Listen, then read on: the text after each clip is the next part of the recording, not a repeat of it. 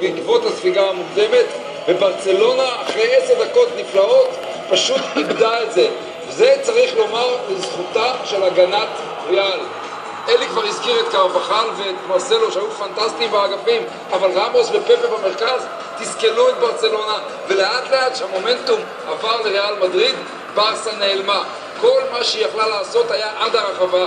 אולי גם בגלל זה התסכול של מסי וניימר ופדרו וסוארס הביא את ברסה למחצית שנייה שבה היא לא אימה על השער של קסיאס. ברסה לא אימה, היא לא אימה לחזור למשחק הזה. זה היה הרבה יותר קרוב ל-3-1, 4-1, 5-1 ו-6-1 מאשר ל-3-2 של ברצלונה.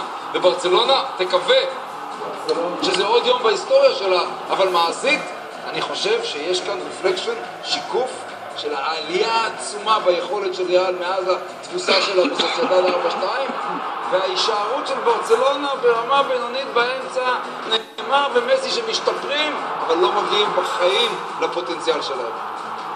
תשמע, אני בעניין הזה קצת חולק עליו, ואני לא חושב שזה נוקאוט, סך הכל ראינו כבר תוצאות כאלה בעבר, זה הולך, זה בעצם בסופו של דבר, פעם הקבוצה הזאת